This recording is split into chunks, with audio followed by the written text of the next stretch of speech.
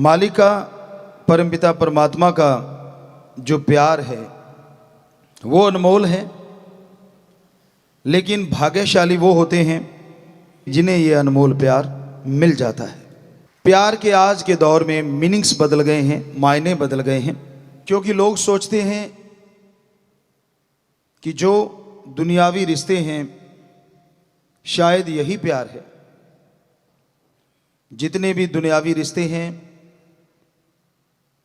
उनके लिए भावना है, एक हद तक आप उस रिश्ते से वो भावना निभा सकते हैं। हद से जब आप गुजर जाते हैं तो वो मोह ममता बन जाता है, जिसके लिए आने वाले समय में आपको दुख भोगने होंगे।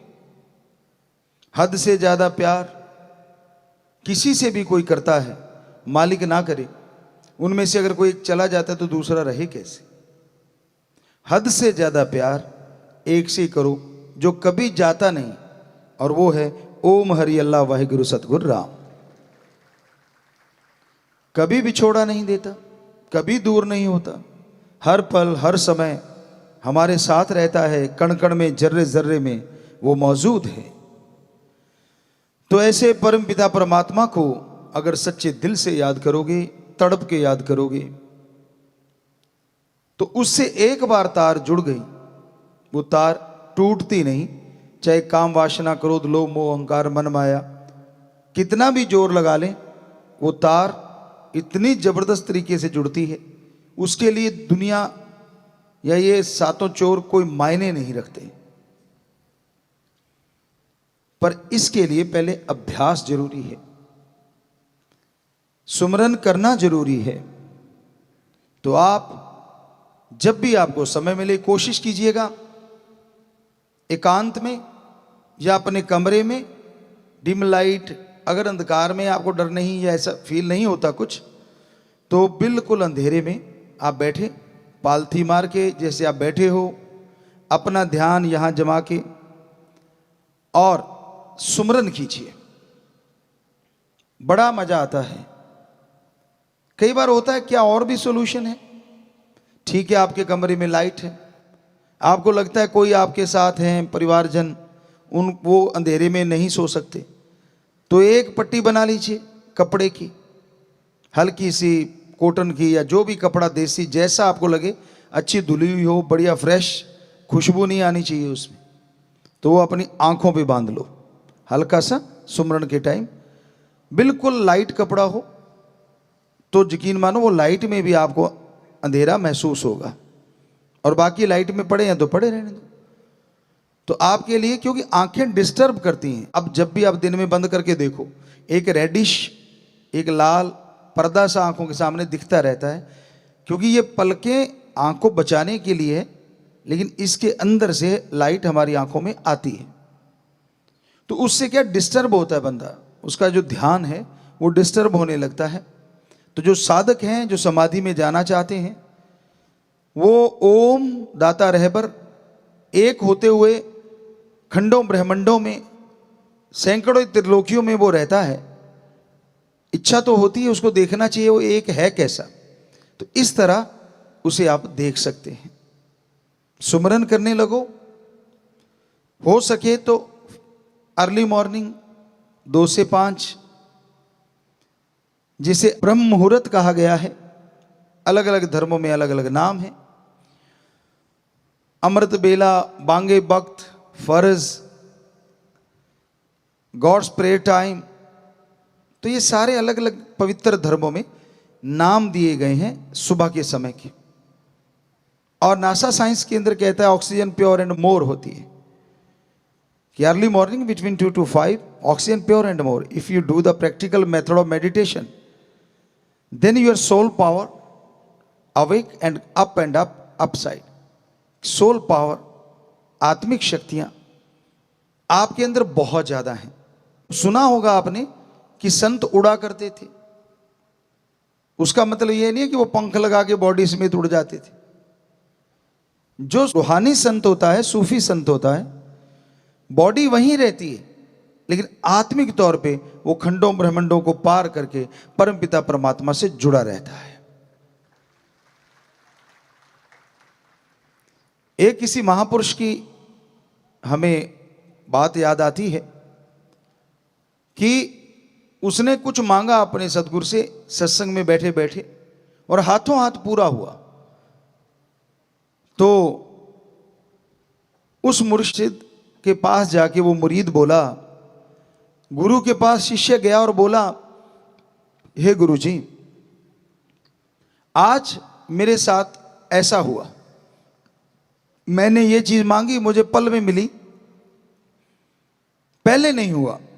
तो गुरु जी मुस्कुराए, कहने लगे, बेटा पहले तेरा सुमरन उतना नहीं था, दूसरी बात तेरा ध्यान एकाग्र नहीं था, कौन आया, कैसा बैठा है, कपड़े कैसे हैं, खास करके बेटियों को बहुत होता है, बेटे भी खैर आज नेक टू नेक मुकाबला है, ऐसा तो नहीं है, तो वो चेक करते रहते हैं, अच्छा कौन कैसे बैठा, अरे भाई तू बैठ गया, दूसरे से क्या लेना है, लिब लगाना भगवान के साथ। पर इसी में निकल, अच्छा कौन सा कपड़ा, कितने रुपए का, बहनों में ये चल पड़ता है। तो कहने लगे, आपने ध्यान उधर से हटा के अब सतगुरु के चरणों में जोड़ा है। और कहता, गुरुजी फिर आज एकदम से कैसे पूरा हुआ, क्योंकि कहते तू साधक है। गुरु कहने लगे, आज तूने एकाग्र चित्त से सत्संग सुना, देखता रहा, और जब तू मांग रहा था तब हमारा ख्याल और हमारा हाथ अपने ओम हरि अल्लाह राम से जुड़ा हुआ था, इसलिए तूने जो मांगा डायरेक्ट मिल गया। अब सोचो आप, छोटी बात नहीं है ये।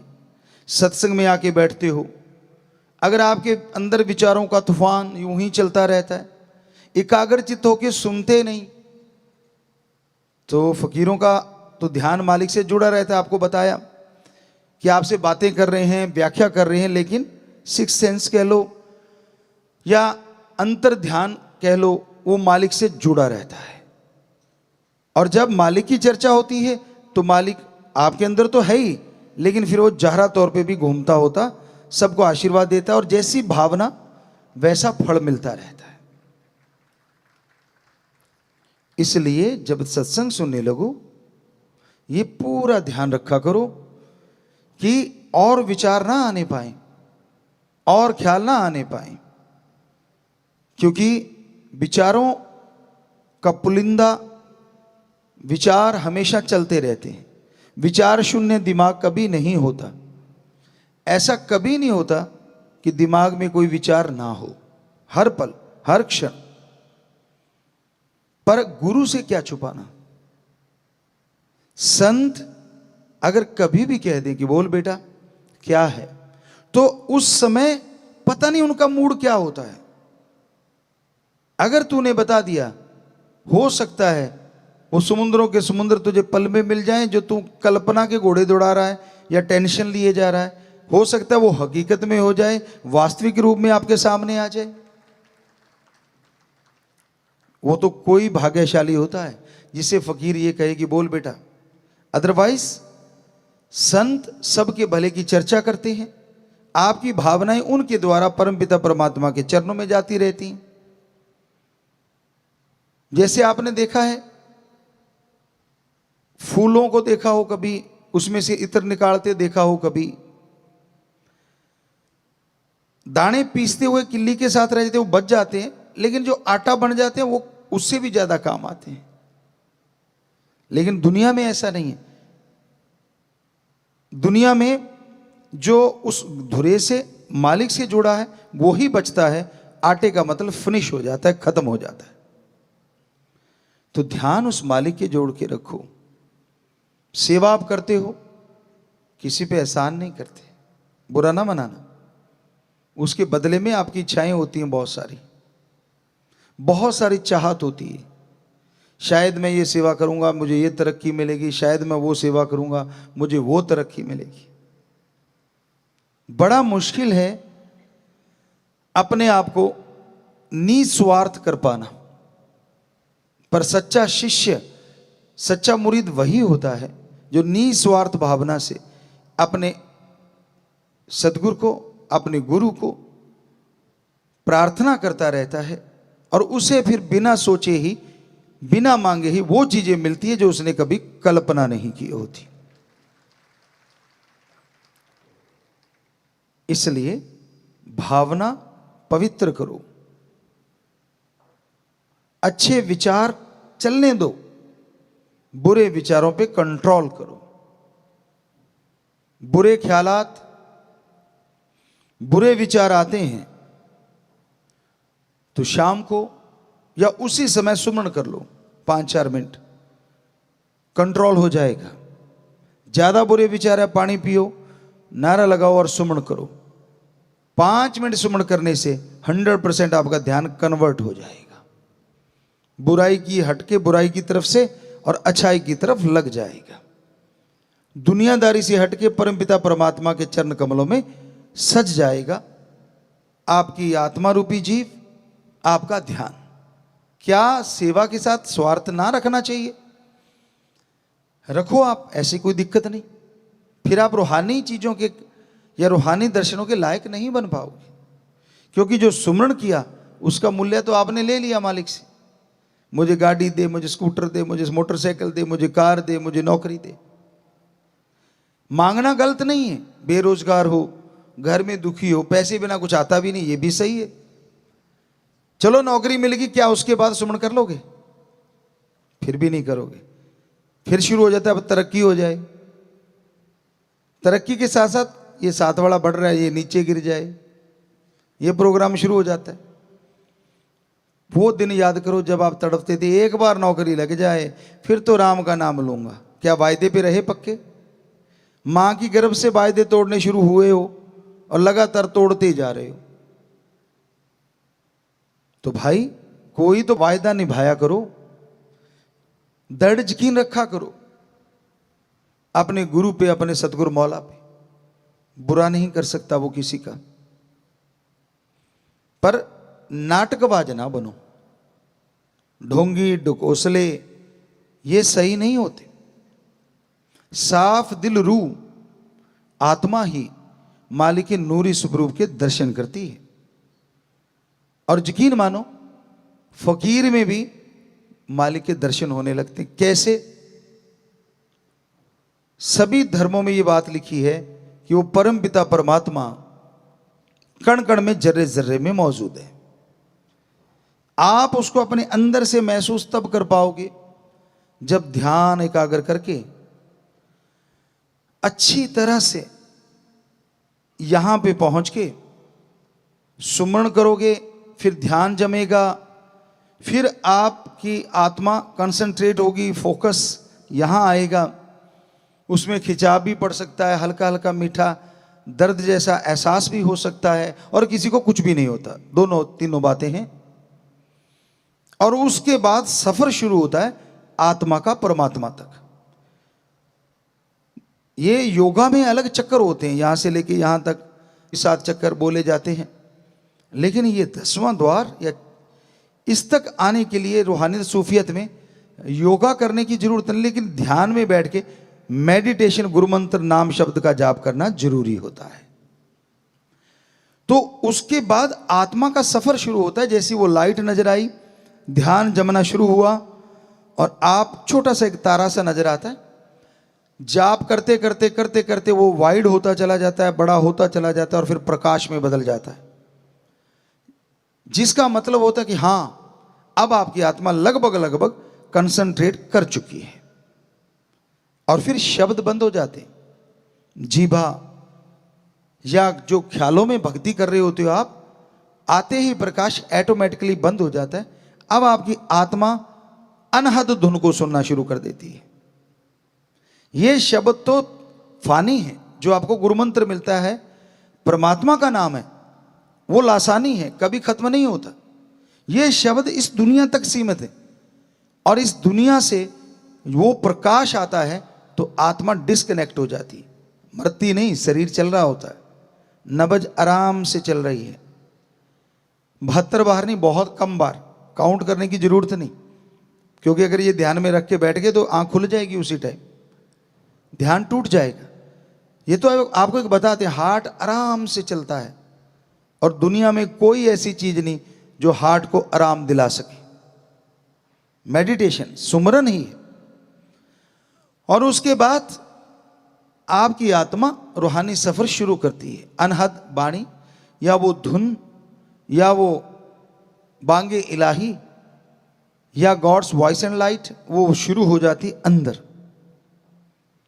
और उस आवाज के साथ साथ आत्मा खिंचती चली जाती है।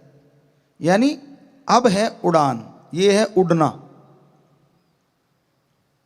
एक भक्त हुए राजस्थान साइड के, पहले वो राजा थे, फिर महापुरुष बन गए, संत बन गए, संत भगत पीपाजी। उनकी ये वाणी है, जो ब्रह्मंडे सो पिंडे जो खोजे सो पावे, कि जो ब्रह्मंड में है वो शरीर में है, जो खोजेगा वो ही पाएगा। तो ये सारे आसमान, एक आसमान नहीं, एक को पार करोगे पता नहीं ये सूरज चांद को पार करोगे कितने चंद्रमा मिलेंगे, आपकी रूह बड़ी हर्षाती चली जाती है। फिर परम पिता परमात्मा की तरफ बढ़ती है, तो लास्ट में ऐसे हो जाते हैं, एक को ऐसे लाके एक सुई जितनी नोक, उससे निकलती आत्मा फर करके, और ये इस आसमान को, इस त्रिलोकी को पार कर जाती है। फिर खंडों ब्रह्मंडों का सफर शुरू होता है।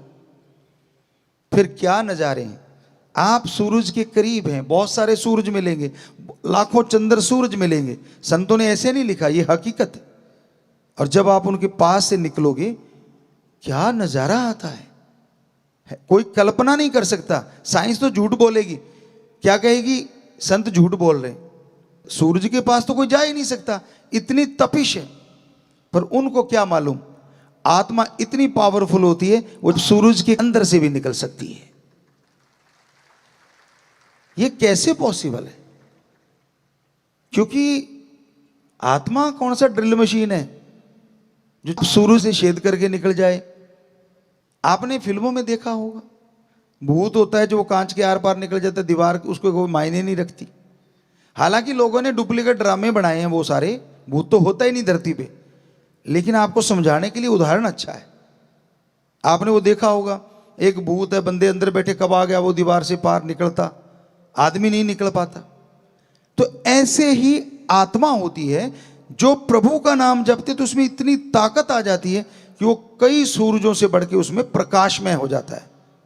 तो ये छोटे मोटे सूरज उसके लिए क्या मायने रखते हैं, उनके अंदर से निकलती है, पास से जा सकती है, इतनी पावरफुल हो जाती है। और उसको तपिश तो क्या, हर चीज में ठंडक एहसास होता है।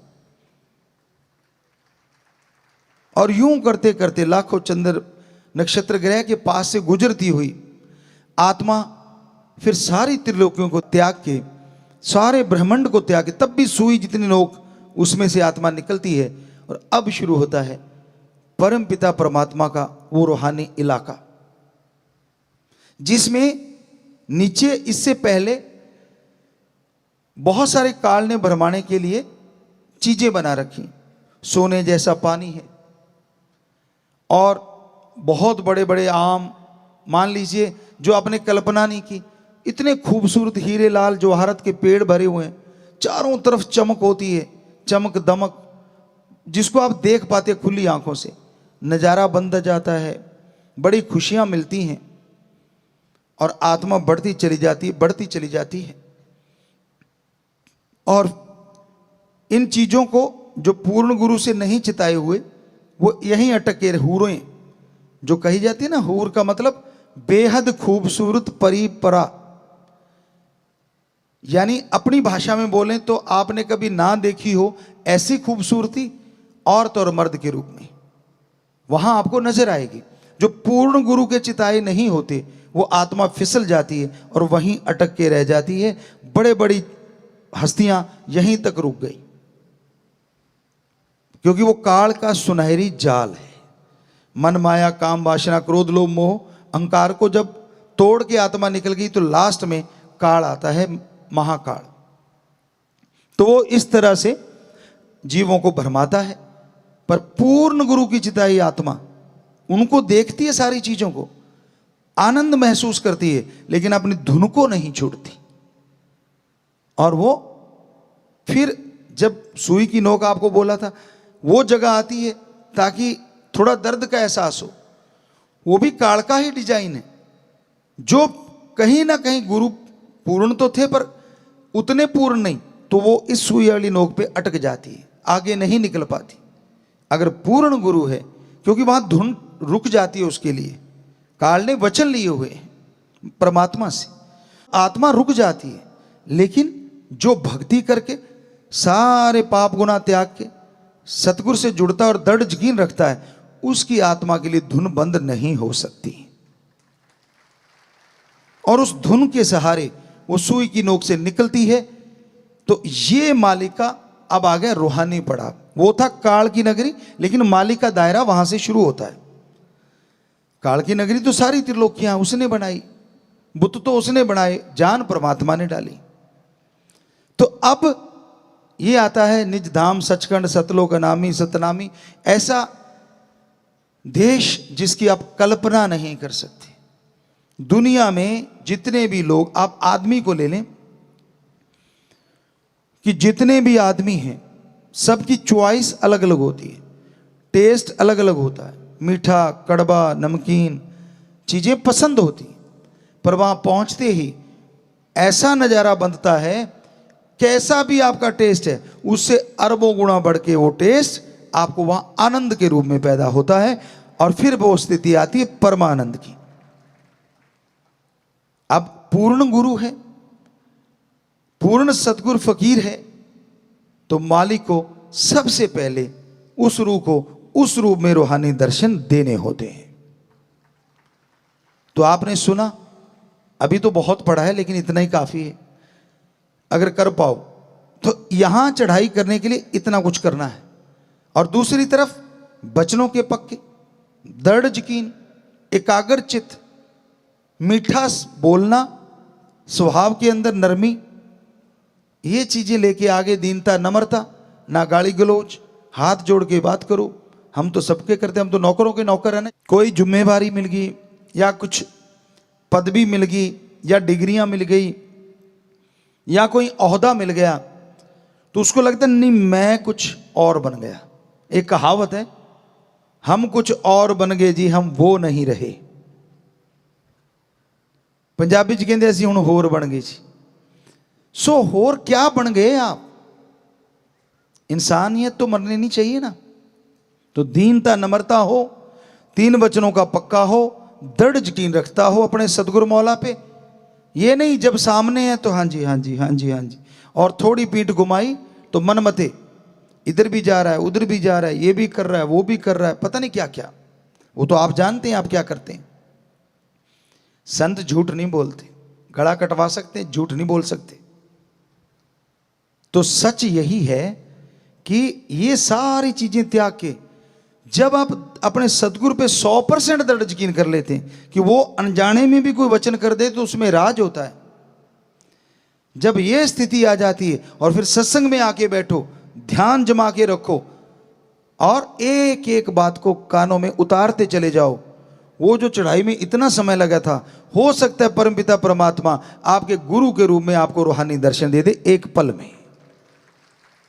अब दो ही रास्ते हैं, एक समाधि लगा के सुन समाधि में जाओ, उसके लिए हो सकता है पता नहीं कितना टाइम लगे, और ये बड़ा आसान तो ये भी नहीं है कि तीन वचनों पे दृढ़ यकीन करना है, विश्वास रखना है, तीन वचनों को काटना नहीं है। निगाह से भी कोशिश करो ना कटें, ख्यालों से भी ना कटें। चलो ख्याल कंट्रोल में तब तक नहीं जब तक सुन समाधि में नहीं जाते, उसके लिए बोल दिया 5 मिनट सुमन करो।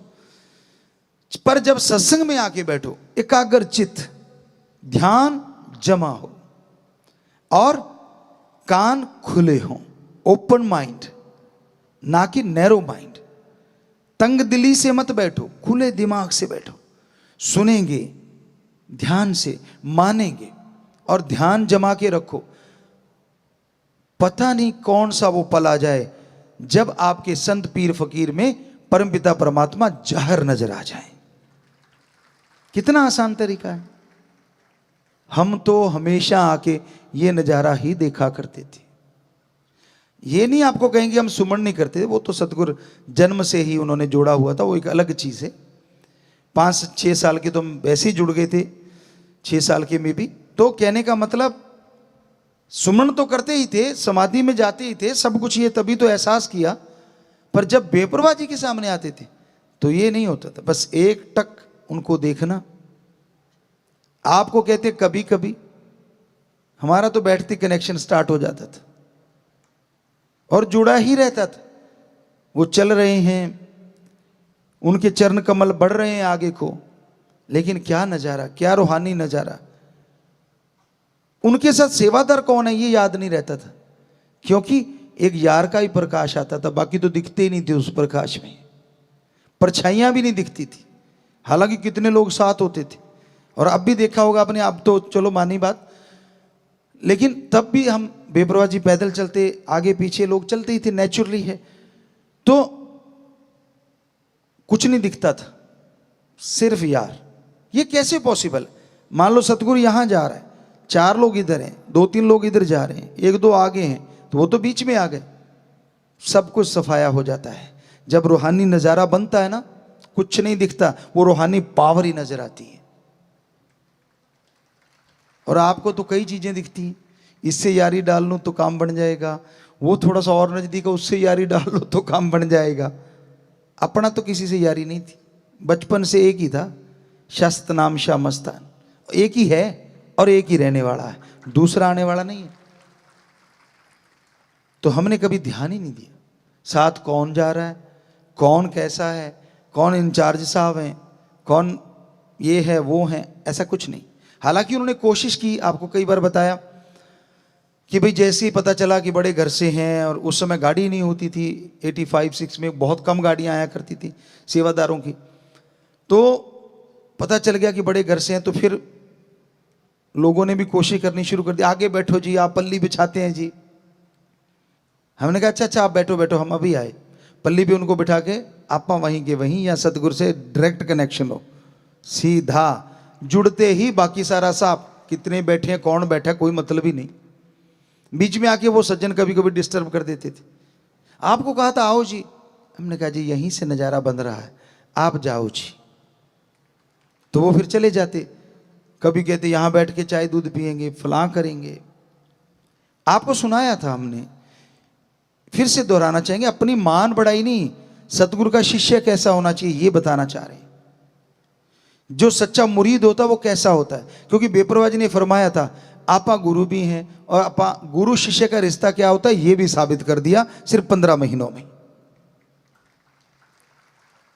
तो आपको बताया, हम आश्रम में जाते, शाह मस्ताना जी धाम में सेवा करते तो लंगर खा लेते, सेवा ना करते तो बाहर कंटीनें होती थी, रामा मानसा कंटीन या ऐसे नामों से मशहूर थी, बड़ी नाम सा लिया करते थे सेवादार। वैसे तो हम तो यही सोचते बेपरवाह जी की सारी चीज़ें हैं, तो वहाँ जाके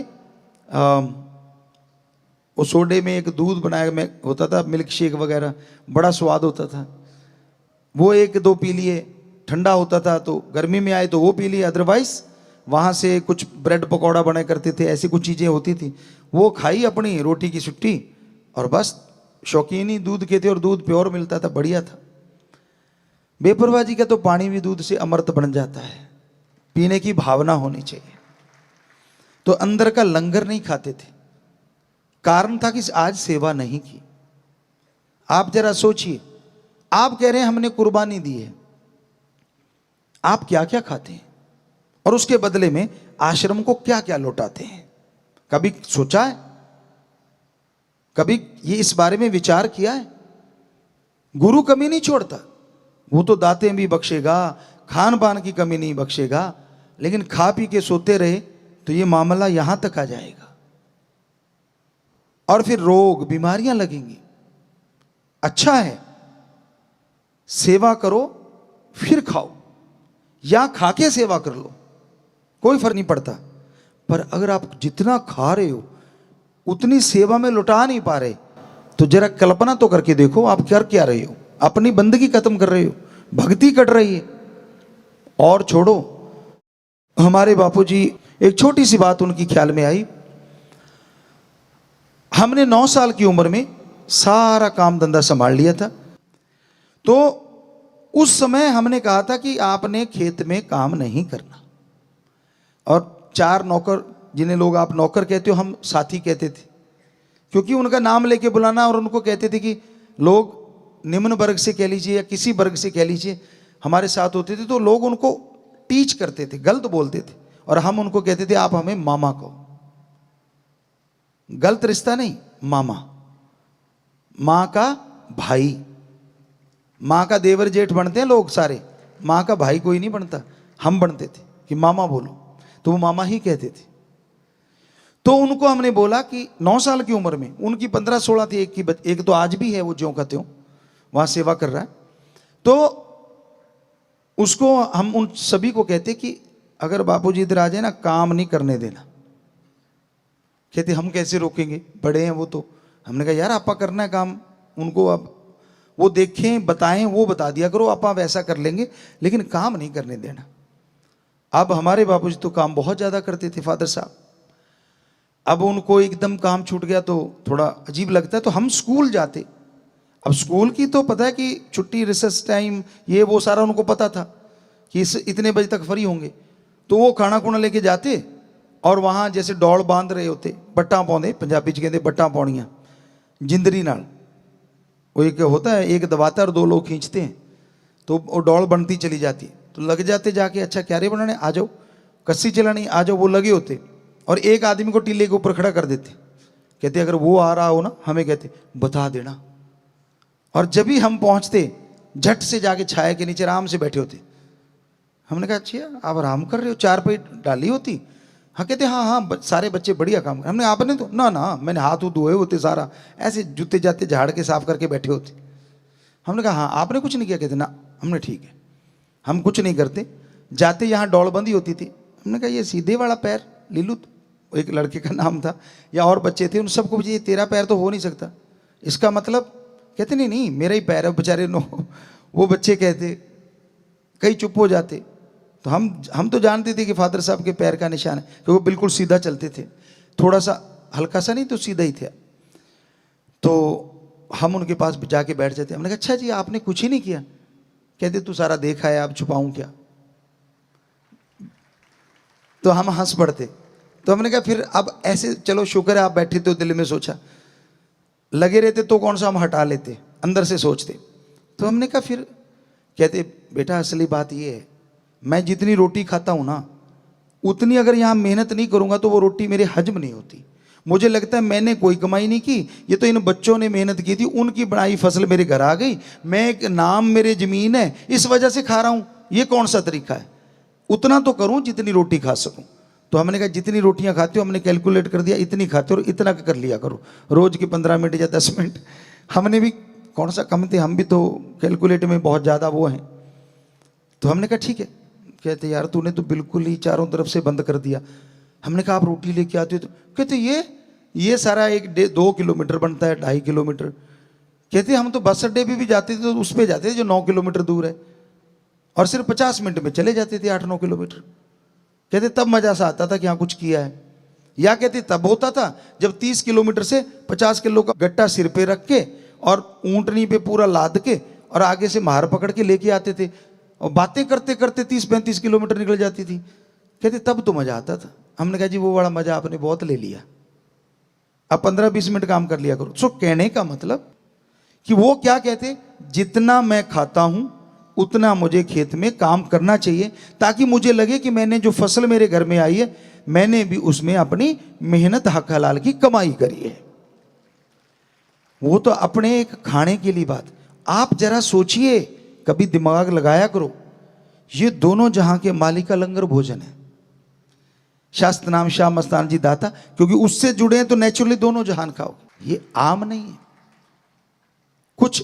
हालांकि हम चेक करते हैं, रोजाना लंगर भोजन खाते हैं, ऐसा नहीं जो लंगर आप खाते हो वो भी हम खाते हैं। ये नहीं कि दूसरा नहीं खाते, थोड़ा सा। हमारी खुराक बहुत कम, आप सुनोगे तो मानोगे नहीं।